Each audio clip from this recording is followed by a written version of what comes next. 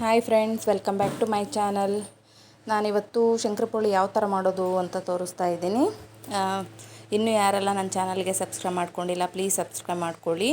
ಮನೆಯಲ್ಲಿ ಈಸಿಯಾಗಿ ಮಾಡ್ಕೊವಂಥ ಸ್ವೀಟ್ ಅಂತಲೇ ಹೇಳ್ಬೋದು. ನೋಡಿ, ನಾನಿವಾಗ ಮೈದಾ ಹಿಟ್ಟಲ್ಲಿ ಶಂಕರಪೋಳಿ ಮಾಡ್ತಾಯಿದ್ದೀನಿ. ಗೋಧಿ ಹಿಟ್ಟಲ್ಲೂ ಬೇಕಾದರೂ ಮಾಡ್ಕೋಬೋದು. ನೋಡಿ, ನಾನಿವಾಗ 2 ಕಪ್ಪು ಮೈದಾ ಹಿಟ್ಟು ತೊಗೊಂಡಿದ್ದೀನಿ. ಯಾವುದೇ ಹಿಟ್ಟು ತೊಗೊಳ್ಳಿ, ಒಂದು ಸಲ ಜರಡಿ ಇಟ್ಕೊಳ್ಳಿ. 2 ಕಪ್ ಮೈದಾ ಹಿಟ್ಟು ತೊಗೊಂಡಿದ್ದೀನಿ. ಸ್ವಲ್ಪ ಸೋಡಾ ಹಾಕ್ಕೊಂಡಿದ್ದೀನಿ.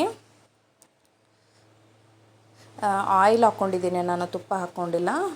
ಇನ್ನೂ ಸಾಫ್ಟ್ ಆಗಬೇಕು, ಟೇಸ್ಟಿ ಆಗಬೇಕು ಅಂದರೆ ತುಪ್ಪ ಹಾಕ್ಕೊಳ್ಳಿ.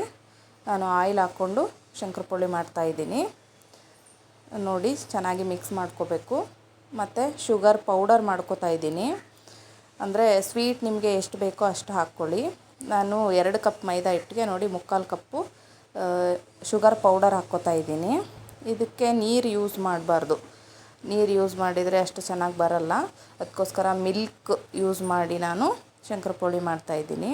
ನೋಡಿ, ಚೆನ್ನಾಗಿ ಈ ಥರ ಚಪಾತಿ ಹಿಟ್ಟಿನ ಹದದ ಥರ ನಾವು ಕಲಸಿ ಅದಕ್ಕೆ ಒಂದು ಕ್ಯಾಪ್ ಮುಚ್ಚಿ ಒಂದು ಅರ್ಧ ಗಂಟೆ ಬಿಟ್ಬಿಡೋಣ. ನೋಡಿ, ಇವಾಗ ಹಿಟ್ಟು ಚೆನ್ನಾಗಿ ನೆಂದಿದೆ. ನಾವು ಮನೆಯಲ್ಲೇ ಈ ಥರ ಸ್ನ್ಯಾಕ್ಸ್ ಮಾಡಿಕೊಂಡ್ರೆ ತುಂಬ ಒಳ್ಳೆಯದು. ನಾವು ಒಂದು ಸಲ ಬೇಕ್ರೀಲಿ ಶಂಕರಪೋಳಿ ತೊಗೊಂಬಂದಿದ್ವಿ. ತುಂಬ ದಿನದ್ದು ಅನಿಸುತ್ತೆ, ಅದು ಒಂಥರ ಸ್ಮೆಲ್ಲೆಲ್ಲ ಬಂದುಬಿಟ್ಟಿತ್ತು. ಅದಕ್ಕೋಸ್ಕರ ನಾನು ಆದಷ್ಟು ಮನೆಯಲ್ಲೇ ಮಾಡೋಕ್ಕೆ ಟ್ರೈ ಮಾಡ್ತೀನಿ. ನೋಡಿ, ಇವಾಗ ಕಲಸಿರೋ ಹಿಟ್ಟನ್ನು 2 ಭಾಗ ಮಾಡ್ಕೊಂಡಿದ್ದೀನಿ.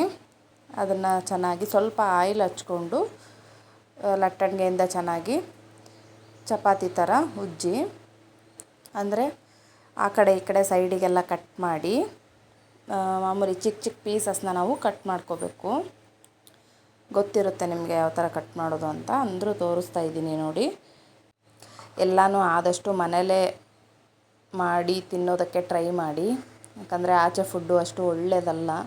ಯಾವಾಗಲೂ ಒಂದ್ಸಲ ತಿಂದರೆ ಓಕೆ. ಅದರಲ್ಲೂ ಮಕ್ಕಳಿಗಂತೂ ಎಸ್ಪೆಷಲಿ ಮಕ್ಕಳಿಗೆ ಕೊಡಲೇಬಾರ್ದು ಆಚೆ ಫುಡ್ಡು.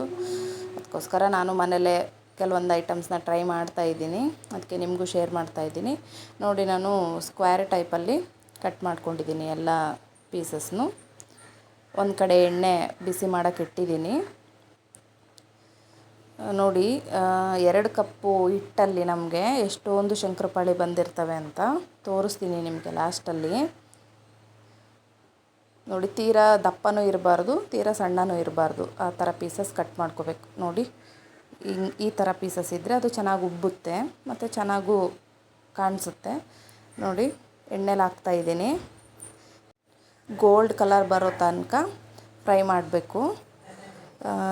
ತುಂಬ ಕರ್ಗಾಗೋ ಥರನೂ ಕರ್ಕೋಬೇಡಿ. ಡೀಪ್ ಫ್ರೈಯಲ್ಲಿ ನಾನು ಫ್ರೈ ಮಾಡ್ಕೊತಾ ಇಲ್ಲ, ಮೀಡಿಯಮ್ ಫ್ಲೇಮಲ್ಲಿ ಇಟ್ಕೊಂಡಿದ್ದೀನಿ. ನೋಡಿ, ಈ ಕಲರ್ ಬರೋವರೆಗೂ ನಾನು ಫ್ರೈ ಮಾಡ್ಕೊಂಡಿದ್ದೀನಿ. ಬೇಕು ಅಂದರೆ ಸ್ವಲ್ಪ ಕಲರ್ ಕಮ್ಮಿ ಕರ್ಕೊಂಡ್ರೂ ಪರವಾಗಿಲ್ಲ. ತೀರಾ ಕರ್ಗಾಗೋ ಥರ ಫ್ರೈ ಮಾಡ್ಕೋಬೇಡಿ. ನನಗಂತೂ ತುಂಬ ಇಷ್ಟ ಆಯಿತು, ಚೆನ್ನಾಗಾಗಿತ್ತು ಶಂಕರಪೋಳಿ. ನೋಡಿ, ಎಷ್ಟು ಶಂಕರಪೋಳಿ ಆಗಿದೆ ಅಂತ. ಮತ್ತು ಏನು ಗೊತ್ತಾ, ಕರೆದಾದ್ಮೇಲೆ ಸ್ವಲ್ಪ ಮೆತ್ತಗನ್ನಿಸುತ್ತೆ. ನೀವು ಒಂದು 10 ನಿಮಿಷ ಇಲ್ಲ 15 ನಿಮಿಷ ಬಿಟ್ಟ ಮೇಲೆ ಗರಿ ಗರಿಯಾಗಿ ಸೌಂಡ್ ಬರುತ್ತೆ. ಆ ಥರ ಕ್ರಿಸ್ಪಿಯಾಗಿರುತ್ತೆ. ನೋಡಿ, ಈ ಥರ ಮಾಡಿ ಇಟ್ಕೊಂಡ್ರೆ ನೀವು 15 ಡೇಸ್ವರೆಗೂ ಇಲ್ಲ 1 ಮಂತ್ವರೆಗೂ ಸ್ಟೋರ್ ಮಾಡಿ ಇಟ್ಕೋಬೋದು. ಮತ್ತು ಮಕ್ಕಳಿಗೂ ಸ್ನ್ಯಾಕ್ಸ್ ಬಾಕ್ಸಲ್ಲಿ ಹಾಕಿ ಕಳಿಸ್ಬೋದು. ಮತ್ತು ಈವ್ನಿಂಗ್ ಟೈಮಲ್ಲಿ ನಾವು ಕೂಡ ಸ್ನ್ಯಾಕ್ಸ್ ಥರ ತಿನ್ಬೋದು. ಮತ್ತು ಹೆಲ್ದಿ ಫುಡ್ ಅಲ್ವಾ, ಮನೆಯಲ್ಲೇ ಮಾಡಿರೋದು. ಸೊ ಹಾಗಾಗಿ ನೀವು ಮನೆಯಲ್ಲೇ ಟ್ರೈ ಮಾಡಿ. ಮತ್ತು ಈ ವಿಡಿಯೋ ಎಲ್ರಿಗೂ ಇಷ್ಟ ಆಯಿತು ಅಂದ್ಕೊತೀನಿ. ಇನ್ನೂ ಯಾರೆಲ್ಲ ನನ್ನ ಚಾನಲ್ಗೆ ಸಬ್ಸ್ಕ್ರೈಬ್ ಮಾಡ್ಕೊಂಡಿಲ್ಲ, ಪ್ಲೀಸ್ ಸಬ್ಸ್ಕ್ರೈಬ್ ಮಾಡ್ಕೊಳ್ಳಿ.